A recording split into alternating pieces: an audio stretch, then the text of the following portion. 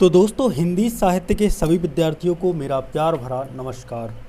दोस्तों, आज के इस वीडियो में हम बात करने वाले हैं एक महत्वपूर्ण प्रश्न, जो कि प्रश्न है आधुनिक हिंदी काव्य की प्रमुख प्रवृत्तियों के नाम लिखिए।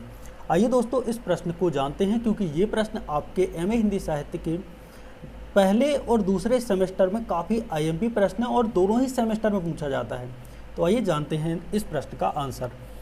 उत्तर में हम लिखेंगे, जो आधुनिक काल है 1850 में मतलब ईस्वी में आधुनिक काल का उदय माना जाता है, और इसी समय मतलब 1850 के बाद की जो कविताएं लिखी गई उसे ही आधुनिक हिंदी काव्य के नाम से जाना जाता है। आधुनिक यानी कि आज के समय का, हिंदी जानते ही हो, काव्य का मतलब होता है कविता। ठीक है, तो दोस्तों आधुनिक काल जो था यानी कि 1850 के बाद का समय, इसमें पद्य एवं गद्य, पद्य जानते हो पद्य क्या है? जैसे हिमगिरी के उत्तुंग शिखर पर बैठ शिला की शीतल छाए, एक पुरुष भीगे नयनों से देख रहा था प्रलय प्रवाह। नीचे जल था ऊपर हिम था, एक तरल था एक सघन, एक तत्व ही की प्रधानता, कहो इसे जड़ या चेतन। तो ये जो पंक्तियाँ जो मैंने गाई हैं, ये कामायनी जो कि जयशंकर प्रसाद द्वारा रचित एक काव्य है, उसके चिंता सर्ग की पंक्तियाँ हैं, जहाँ पर बात की गई है कि हिमगिरी के उत्तुंग शिखर पर बैठ शिला की शीतल छाए, यानी कि हिमालय पर्वत की एक ऊंची चोटी, उत्तुंग मतलब होता है ऊंची चोटी पर एक शिला पर एक आदमी बैठा हुआ है। ठीक है, एक पुरुष बैठा हुआ है। तो खैर, मैं मतलब उस कविता की मैं ज़्यादा बात नहीं कर रहा हूँ। मैं यहाँ पर ये बताना आपको चाह रहा हूँ कि पद्य क्या है। ठीक है, और गद्य ये कहलाता है जो बड़ी रचना होती है। ठीक है, जो जिसे गाया ना जा सके। हालांकि गद्य को लोग गा भी सकते हैं, अगर मतलब तुम में यदि क्वालिटी है तो तुम गद्य को भी गा सकते हो, लेकिन पद्य लयबद्ध होता है, गद्य लयबद्ध नहीं होता है। ठीक है, लय मुक्त होता है। तो पद्य और गद्य दोनों का विकास हुआ। तो आइए दोस्तों, अब बात करते हैं आधुनिक हिंदी काव्य साहित्य की प्रमुख प्रवृत्तियों के बारे में। तो यहाँ पर ये प्रमुख प्रवृत्तियाँ हैं और ये आधुनिक हिंदी काव्य साहित्य की प्रमुख ये विशेषताएँ हैं। तो सबसे पहले एक छोटा सा काम करना है मेरे को। यार कहाँ गया? देखो, तुम लोग ये कहना कि क्या कर रहे हो भाई। देखो, मैं ये कर रहा हूँ, मतलब क्या कर रहा हूँ, इसमें लगा दूंगा मैं ये ठिक्का। अब ये पेज उड़ेगा नहीं। साला ये बहुत परेशान करलवा मेरे को, कर रहलवा मेरे को। तो दोस्तों, आधुनिक हिंदी काव्य साहित्य की प्रमुख प्रवृत्तियों में पहला है भारतेंदु युगीन काव्य। जी हाँ दोस्तों, भारतेंदु युग से लेकर आपको मतलब नई कविता तक ये सारे के सारे इसी काव्य की प्रवृत्तियाँ हैं। द्विवेदी, जो कि महावीर प्रसाद द्विवेदी के नाम पे आया। ठीक है, द्विवेदी युगीन काव्य, यथार्थवादी काव्य जिसमें यथार्थ यानी कि सत्य को सामने रखा। छायावाद, छायावाद के 4 स्तंभ आपको पता होंगे, प्रसाद, पंत, निराला और वर्मा। इसके बाद है प्रगतिवाद, इसके बाद है प्रयोगवाद। प्रयोगवाद में आपको अज्ञेय का नाम तो याद रखना ही रखना है। नई कविता, धर्मवीर भारती जैसे महान पुरुषों का नाम आपको याद रखना है, और नया गीति काव्य। अब दोस्तों, आधुनिक हिंदी काव्य की हमने प्रमुख प्रवृत्तियों की बात कर ली है। अब बात करते हैं आधुनिक हिंदी काव्य की प्रमुख विशेषताओं की। तो पहली विशेषता है समाज सुधार की भावना। तुम भाई कुछ लिख रहे हो, जैसे तुम खाना बना रहे हो, एक लड़की है वो खाना बना रही है। मैं यहाँ पे बताता हूँ। ठीक है, एक ये है लड़की, ये बहुत ही सुंदर लड़की है और ये लड़की तुम हो। ठीक है, ये तुम हो। अब तुम एक खाना बना रही हो। ठीक है, खाना ये तुम बना रही हो। ठीक है, बन रहा कहलाया। तो इसमें एक भावना रहेगी खाना बनाने में, और यदि तुम खाना बनाते समय तुम्हारे अंदर कोई भावना नहीं रहती। अच्छा, भावना क्या रहेगी कि सब लोग खाएंगे। ठीक है, सब खाएंगे, और सब खाएंगे तो मेरी क्या करेंगे, प्रशंसा करेंगे। ये भावना रहती है हर लड़की में। ठीक है, मतलब आप लोगों ने शादीशुदा इंसानों में देखा होगा, यदि ये कहलाई पत्नी। ठीक है, ये कहलाई पत्नी, और एक मैं पति बना रहा हूँ, ये कहलाए भाई पति साहब।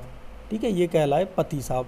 तो शादीशुदा इंसानों में तुमने एक बात देखी होगी कि पत्नी कोई काम करती है जब घर का, ठीक है, तो पति क्या करता है, उस काम की प्रशंसा नहीं करता है। तो पति क्या नहीं करता, प्रशंसा नहीं करता।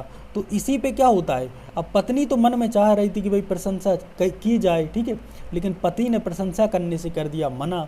तो फिर दोनों में होता है गृह युद्ध। इसी का नाम गृह युद्ध है। ठीक है, गृह युद्ध का और कोई व्यापक मतलब नहीं है, घर में युद्ध होना ही गृह युद्ध है। ठीक है दोस्तों, तो मैं मतलब क्या बताने जा रहा था, यहाँ पे भावना की बात चल रही थी। तो कोई भी लेख है, कोई भी काम है, किसी न किसी भावना, किसी न किसी उद्देश्य के साथ लिखा जाता है। जैसे मैं यहाँ पे वीडियो बना रहा हूँ, तो मेरे अंदर एक भावना ये रहेगी कि मैं आप लोगों की मदद कर दूँ, कुछ मेरे को व्यूज़ आ जाएँ और उस पर कुछ पैसे भी आ जाएँ। तो ये मेरे अंदर एक भावना रहती है और उस पर मैं वीडियो बनाता हूँ, सीधी सी बात है। तो समाज सुधार की भावना रहती है, ठीक है। दूसरा है राष्ट्रीय भावना और देश प्रेम, चूँकि इस समय पे भारत क्या था, भारत गुलाम था। 1850 और 1947 तक तो भारत गुलाम ही था। तो इस समय पे भाई राष्ट्रीय भावना, देश प्रेम निकलेगी मतलब लोगों के कभी के मतलब मन से। व्यक्ति चेतना को यहाँ पे उठाया गया है, यानी कि व्यक्ति की चेतना पर भी और आत्म अभिव्यक्ति का विकास भी किया गया है। मानवतावाद की भावना भी हमें यहाँ पे दिखाई देती है। प्रगति प्रेम, यहाँ पे हमें प्रगति प्रेम यानी कि पंत साहब को तो यदि आप लोगों ने सुना होगा, तो पंत साहब क्या कहते हैं, पंत साहब ने एक उनकी रचना है, क्या नाम है यार रचना का, प्रथम रश्मि, ऐसे कुछ नाम है रचना का, मेरे को नाम याद नहीं आ रहा है एग्जैक्ट। तो उसमें क्या करते हैं, एक चिड़िया रहती है, ठीक है, ये एक चिड़िया कहलाई, ठीक है।